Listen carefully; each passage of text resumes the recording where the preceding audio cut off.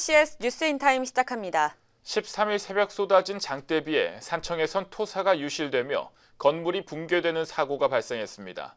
사고 지점은 6개월 전에도 토사가 쏟아져 한 차례 보수 공사가 진행됐던 곳인데요. 건물 붕괴로 피해를 입은 업주들은 당시 공사에 문제가 있었다며 산청군의 피해 보상을 요구하고 있습니다. 어떻게 된 일일까요? 보도에 양진호 기자입니다. 정면에서 봤을 땐 멀쩡해 보이는 식당. 안으로 들어서자 식당 내부 절반 정도가 50도가량 기울었습니다. 뒤쪽 경사면에 토사가 많은 비에 쓸려 내려가면서 집안이 무너지자 건물이 버티지 못하고 주저앉아 버렸습니다. 사고 지점은 지난 2월 비슷한 토사 유실이 발생해 한 차례 보수공사가 진행됐던 곳입니다. 피해를 입은 점주들은 6개월 전 있었던 지방공사에 문제가 있었다고 지적했습니다.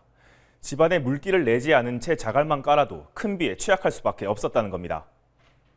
당시 진행된 공사는 건물 뒤쪽을 지탱하던 축대를 보강하는 작업이었습니다. 하지만 이번 사고로 아래쪽 경사면이 무너지자 보강 작업을 거친 축대도 버티질 못했습니다. 점주들은 6개월 전 공사 당시 아래쪽 경사면에 대한 유실 방지 작업이 이루어져야 했다고 주장했습니다. 물이 스며들기 쉬운 자갈을 깔아둔 상태에서 중간 지점에 방벽을 쌓아두다 보니 벽에 막혀 고여있던 빗물이 한꺼번에 터져 나가며 아래쪽 토사까지 무너졌다는 겁니다. 위에 포장을 빨리 해라.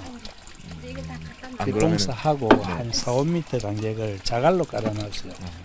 근데 이제 비가 오면 자갈에 물이 들어가 있지요. 방벽은 쳐놨지요. 그럼 물이 갈 데가 없다 아닙니까? 그럼 터지는 거죠. 반면 산청구는 해당 공사와 이번 사고는 전혀 연관성이 없다고 못 박았습니다. 많은 비에 아래쪽 토사가 무너져 내렸을 뿐 축대 보강 공사로 인해 이번 사고가 발생했다는 것은 아니라는 입장입니다.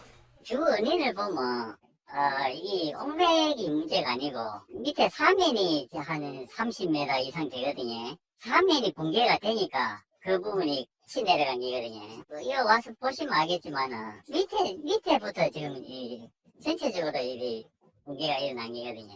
산청구는 우선 해당 구간을 계단 형식으로 다시 쌓아 올려 2차 사고를 방지하겠다고 밝혔습니다. 하지만 6개월 전 공사 진행 당시 지금 계획되고 있는 보강 작업이 이루어졌다면 이번에 발생한 사고를 방지할 수 있었다는 지적은 피하기 어려워 보입니다.